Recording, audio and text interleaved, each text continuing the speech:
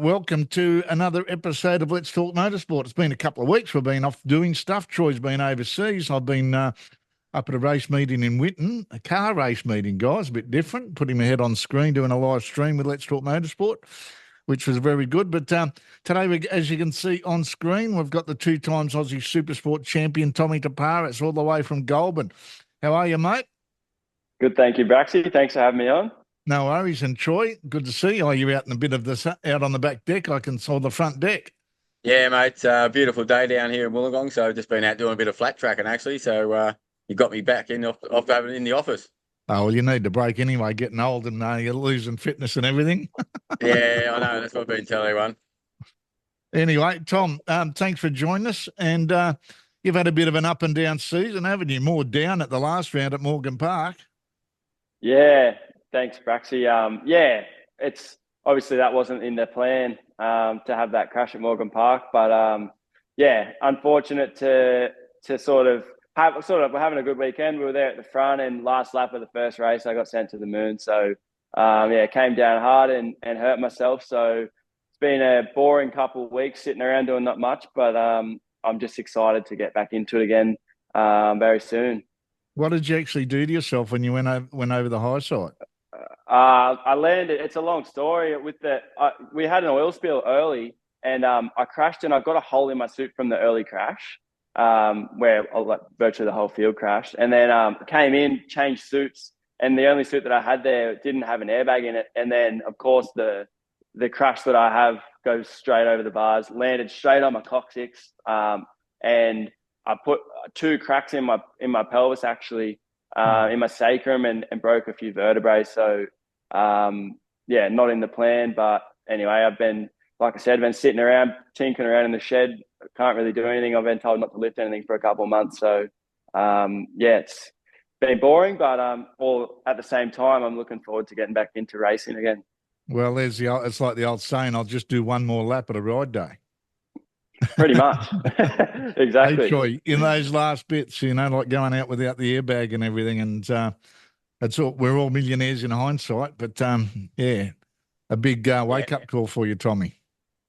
Yeah, that's it. It's always that last lap, but yeah, it's all good. It's just a shame. Like I'm unlucky. I haven't really like had that many crashes lately, but every time I have a crash, I seem to get hurt, which is really annoying me. So yeah, in a bit of a bad little run here, but at the same time, yeah, I'm looking forward to sort of starting a new challenge now. Robbie's got a few superbikes sorted out for me, so I'm looking forward to jumping on the big bike, riding around with Arthur, and I'm sure I can learn a lot off him. So yeah, really looking forward to getting on the bigger bike. So saying that, it's a bit of a delayed start for you with the superbike. So you're not even worried about the supersport for the rest of the year. Well, that's not necessarily true. See how Archie goes at the end of the year, and if he needs a bit of help at the last round, I'd be for sure. The bikes are still there. I'd be sure for sure happy to jump in and see if I can help him out in the Supersport Championship if he's close enough. So what's it like in the stop and seal team? It looks like it's a lot of fun and frivolity. Well, when you wipe away the seriousness of it, it's a pretty good attitude in the pit box. Oh, 100%. I'd have to say it's definitely the funnest team I've ever been a part of. Obviously everyone knows Robbie. The best guy, like honestly, to have in my corner. He keeps it so fun. Like, yeah, everyone probably, like people that know him closely, know how kind he is, honestly. He's so generous. Like we've got five or six riders in our team, probably the biggest team in ASBK, probably the biggest team ever. I can't imagine a team with six different riders. So we've got probably about 10 or 15 motorbikes in the shed up there on the Gold Coast now. So yeah, he runs a crazy show, but at the same time, it's awesome fun. He's the best guy, honestly. So yeah, I'm really grateful to be a part of Stop and Seal Racing. Bit of a surprise that you're actually doing the Superbike Championship next year. I thought you might have been heading overseas again.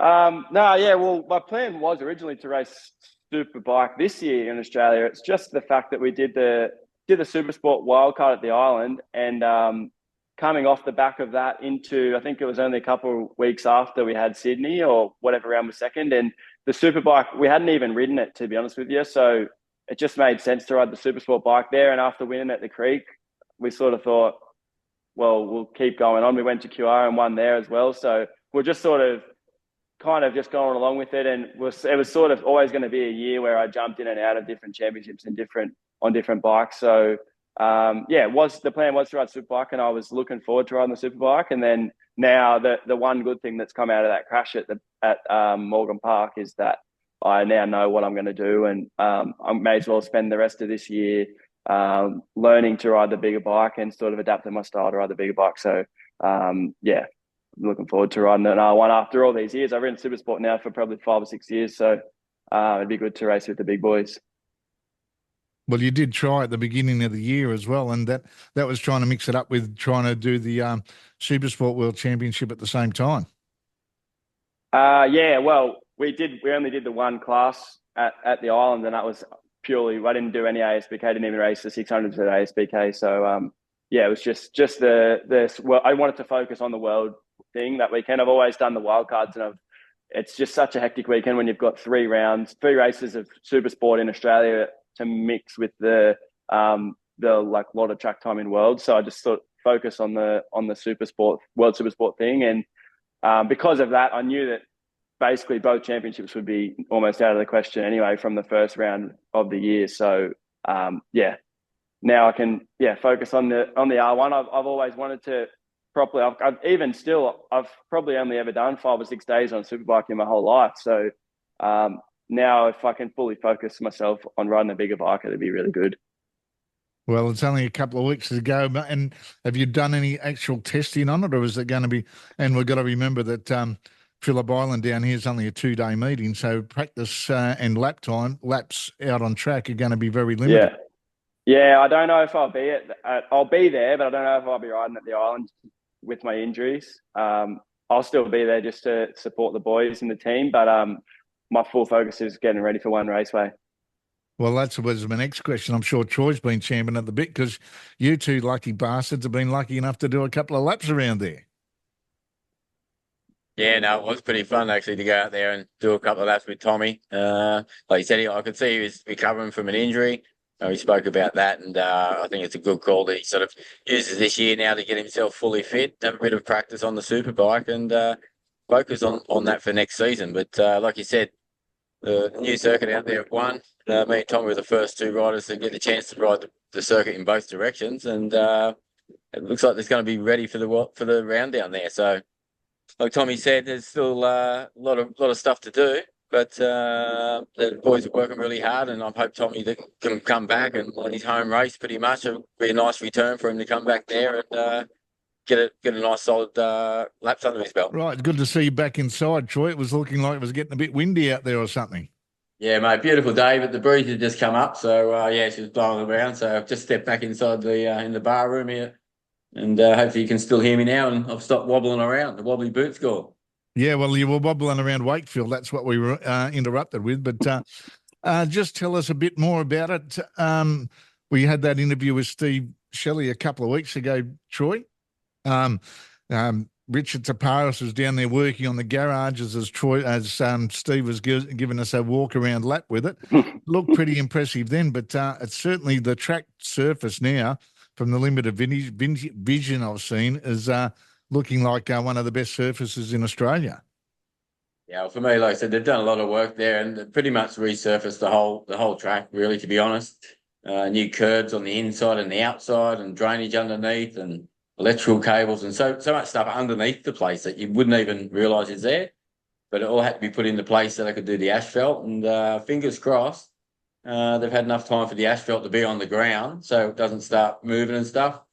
But I think with this weather that we've been having, it's on their side. Haven't had the weather on their side actually in the past, but it looks like it's turned kind for them, and it's going to help them to get the final little touches there to get the first round up there, the next round up there at ASBK. And then I think the racing is going to be awesome. And Tom, you've done many, many laps around the old circuit and now on the new circuit. What was it like to go backwards? Well, backwards or go the other way, so to speak.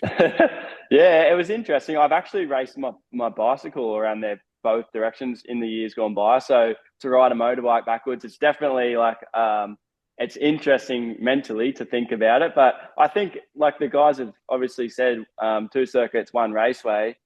If there can be weekends where you do racing in both directions, like Steve said, in 10 minutes they can have the track turned around. So we've got no track in Australia that does that. I think there's a few tracks overseas that do it. There's one track at Knockhill in Scotland where they race both directions. But yeah, like it's another track. Like Troy would agree with me, it's completely different. It's like back to the drawing board in terms of like how it feels. It's very like it flows. You feel like you're on the side of the tyre for a lot longer. It's not quite as darty. You don't squirt to the next corner like you do when you go clockwise. So no, it's very interesting. Like, can I just say the Shelley brothers are saviours. Wakefield was done, and it was a shame for all of us, like to not, especially me here, because I'm in Goulburn and I see what it's like, and people aren't coming and going as much as they were, and now for it to just be to be back now, and not only back, but like Steve and Cam and Greg, every square meter of that facility, something's happened, something's changed. So they've literally had their say. Like you talk to Steve, and he's got his opinion on every square meter of the place, and I just can't wait for people to go there and see how much has been done. Like little things, like, well, not little things, the car park where everyone used to park their trucks. There's hundreds and hundreds of cubes of cement in there. It's like a big skid pan now. They've made a skid pan there. So little things like that. All the tops all redone. Like Troy said, there's all wiring everywhere. There's new speakers and camera system and electronic light boards. And it's like, it's not only back, but it's back, and it's the amount of money that they're putting into it. It's the best thing ever for me being in Goulburn and seeing this. So I'm just so glad for racing in Australia to have it back, and we can only really thank the Shelley brothers for it. I can't believe that it's taken, and every track designer in the world, it's been a dream of mine since I was a kid. It just seems so natural to have a track that goes both ways. If you're going to spend that much money, it does, yeah. Why it's beyond my comprehension why people haven't done it in the past. Like you said, one day you're racing clockwise, the next day you race anti-clockwise, and it plays into people's hands, as you guys know better than most. Some riders favour right-hand tracks. Others, like Mark Marquez, coming off the dirt tracks, prefer the left-hand tracks. Yeah, 100%. And I've been to go-kart meetings before where in go-karting, it's obviously a lot easier to do, and they turn them around. Even midway through the day, they turn them around. So it changes the whole feel. I'm sure the setup would be different going the other way.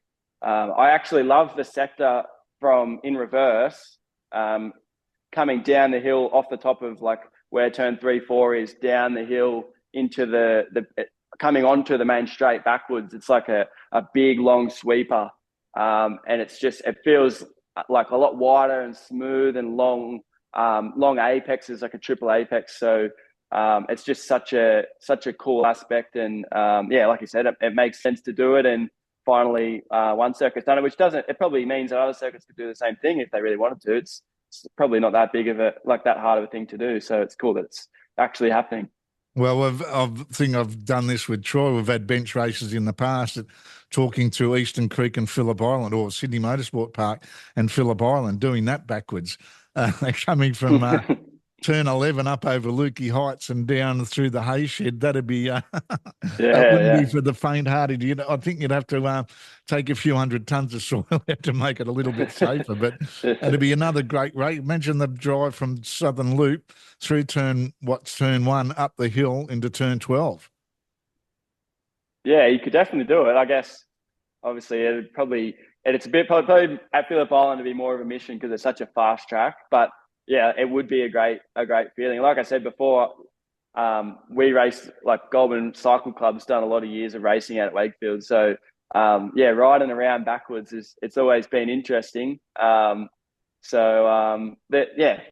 just a cool thing, and really looking forward to actually racing it backwards. It'd be cool. And going forwards again, how much has it opened up? Because Steve went into great detail with me and Troy about how much they've actually not so much widened the track, but just moved the outside of the track a little bit further either side to make it open up the corners a little bit more. Did you notice much difference? Yeah, for sure. The first thing you notice when you come up the hill out of turn 1, 2, 3, you just notice that the track's actually square the whole way. Like it's the same width.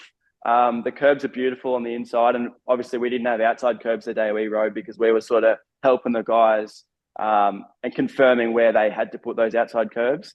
So it's just, it just flows. It feels like it flows so much more now, and it's like I've said this a few times, but it feels kind of like the old Wakefield in a way, but at the same time, it's new. It's smoother. Some of those horrible bumps are gone. So. And obviously, there's a lot of nah, and there's going to be a lot of grip in it. Like you can just tell the surface is going to have a lot of grip. It's sort of, I think Troy would agree that it was a little bit because there's no rubber down yet. You don't have that great feel just yet. But once the boys go to a few days there and the track sort of settles in a bit, it's going to be unreal. Well, they're having a ride day straight after the event too, or 2 ride days too, I believe. 2 days. Yeah, that'd be good. That'd be awesome. Everyone will get out there and have a go. I've seen the comments on all the posts, and everyone's keen as to get out there. Oh, it's like a kid in a candy store, isn't it? A new track, new challenges, and let's go racing. Yeah, and I reckon also the last corner, the big sort of bowl onto the straight in both directions. It's actually such a cool new thing. Like a lot of people are like, oh, it's obviously a bit different, but when you go in there, you don't see it on the pictures. When you go into that bowl, the undulation, you drop down a lot and you kind of get sucked in. It feels like there's like obviously a bit of camber in there.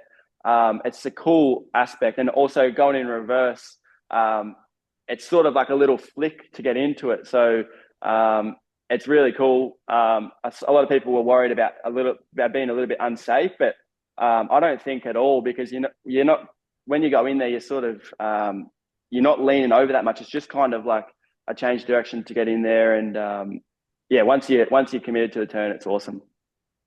What do you reckon, Troy? I agree 100%. Like you said, it's got some little bit of undulation and the curbing and the banking and stuff. So that just brings something different into a track. You've got to deal with it, and I think it's going to surprise a lot of people how cool it is. And just looking behind you guys, you two could have a contest to see who's got the most impressive helmet collection. Troy's going to win that one. We've only got like 4 or 5 there. Oh, there's plenty more room for others, I reckon. Yeah, Tommy's just starting, so like I said, he needs to have a bit more space in there, so that's good. It's but no, it's like I said, just to finalise on that one raceway, it's agree 100% with Tommy. The Shelley family and everyone, actually all the helpers and the workers up there. He's got a whole workforce up there working away, pretty much 24/7, and if they need to, a little bit more, but. So no, really looking forward to it, and we're so lucky that we can have a second circuit in New South Wales. And speaking of lucky, or fortunate, I suppose is the proper word for it, Tom, going a bit into the future, I think it's November, you've got a big international event coming on. I'm tongue-tied with remembering what it's actually called, but I wish it was just called Road Racing Des Nations, because it's like a team sport now, isn't it, coming up? Yeah, that's right, Maxie. It's called the Intercontinental Games. Even I'm getting it mixed up. It's called the Intercontinental Games. It's basically Des Nations, but I guess they're running it as a continent-based thing instead of countries. So there's, I think, 7 Aussies, Oceania. So there's 1 Kiwi, Andrew Stroud's son, Jesse. And then, obviously there's a Europe, Asia, America, North America, South America, and then a bunch of guys from South Africa. So, we're all going to Jerez. I think it's the first week of December. And it's like basically on the women's racing cup bikes, those R7s. So, and then there's half on R7s, half on R3s. So, it's an interesting concept. I'm really, really honoured to be part of Team Oceania.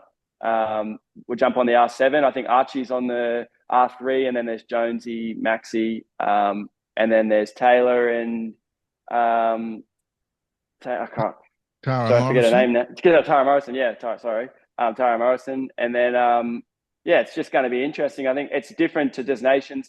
They score theirs on lowest points at the end of the round, and then we've got, I think ours is on maximum points. So obviously everyone's got to finish, and Andrew Pitt's our team leader, our team captain, I think they called it. So it's just an interesting concept, and I'm really looking forward to going over there to Spain for a week and seeing how we fare as Team Oceania. So how many races do each person get? Has that all been finalised and you'll be able to sit down? When do you start sitting down as a team and working things out? Yeah. So I think I saw the schedule. It's just like 2 races on Sunday. But I think they split them up. So obviously I think there's a couple of races for I think there's like an A and B group, I'm pretty sure, or something like that, because there's so many riders. So yeah, it's definitely I'm sure we're going to have a few meetings about it and stuff like that before. Still obviously early stages, but yeah, it's just something different, I guess. So I think we're looking at the riders. We should be quite strong as Australia. Like we've got a good team, and I'm hoping we can get a few days on an R7 before we get over there. I've done a bit of riding on one of those Aprilia RS 660s, and twin class is an awesome category, just like overgrown 300. So yeah, it's going to be a good series. That's sounding very exciting, Tom. And what do you do beside sitting around doing nothing? I know. Well, I suppose you got a bit of a layoff now because you're not out helping the old man and your brother's building houses. Yeah, that's it. Yeah, usually on the tools, working with Dad, or doing a bit of work with Stop and Seal with Robbie and Claire.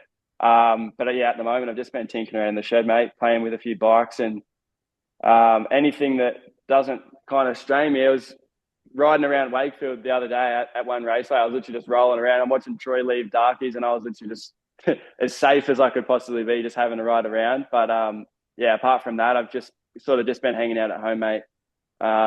Just playing around in the shed, doing a bit of stuff on my van, and yeah, just tidying up. We built a new shed, so I've just been sort of tidying up a few bit of projects and stuff like that. Troy doesn't know how to keep two wheels in line. It's never been one that he's actually managed to accomplish like most of us. See, the front wheel in the air or the back wheel at 45 degrees. Yeah, I was literally a second lap. I saw Darkies coming off his Aprilia, so it's going to be definitely interesting. He wasn't hanging around from the start. All right, mate. Well, that's good to catch up with you. Hopefully that everything works out all right for you. But also, Troy, I've noticed someone ducking around in the background over there. You've got a lodger for a couple of days, have you? Yeah, well, I've actually just returned from Magny Cours last week.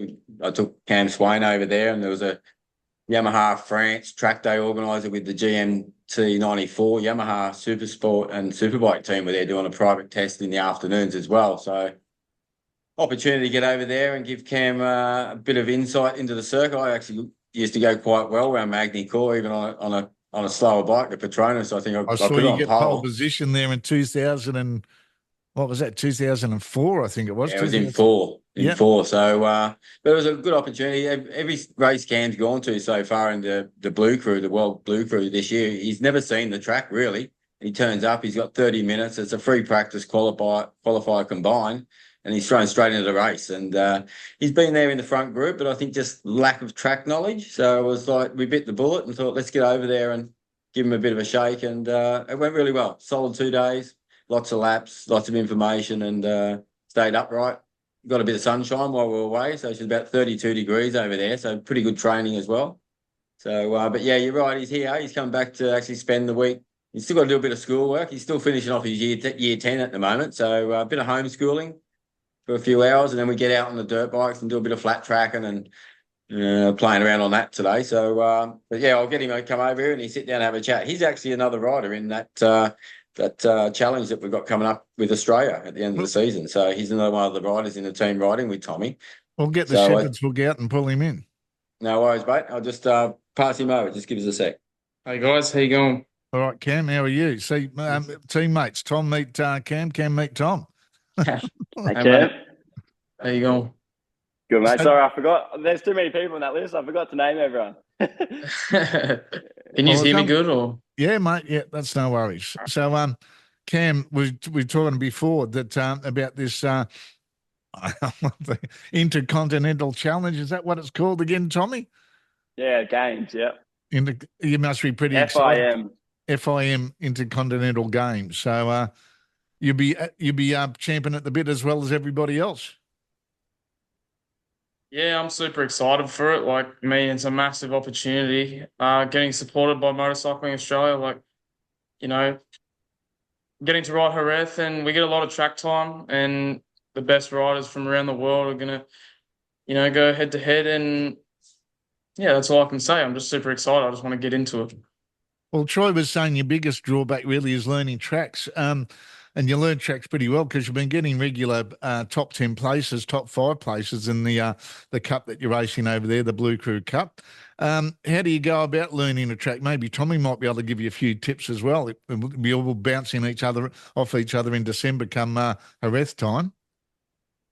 Um, I mean, how I go about it. I mean, all you watch as much YouTube as possible of the onboards, just to get to know the layout of the circuit, and then on the track walk, I guess you just got to pick up as much information as possible. All the break points and tip-in points, and honestly, so far I've been able to gel with a lot of the tracks pretty well in the first practice. The only one I've struggled with so far was Donington Park. Some people go well with it. I don't know. I just struggled a bit around there, but you know, um, Mazzano, every track really I've managed to qualify in the top five except for Donington. So I've been able to learn them pretty fast. And at Jerez, we get a lot of track time before qualifying, a lot of practice sessions on the Friday. So, you know, we should be fairly prepared, I reckon, at Jerez. Now, you must pinch yourself at times too because you're only, what are you now, 15, 16?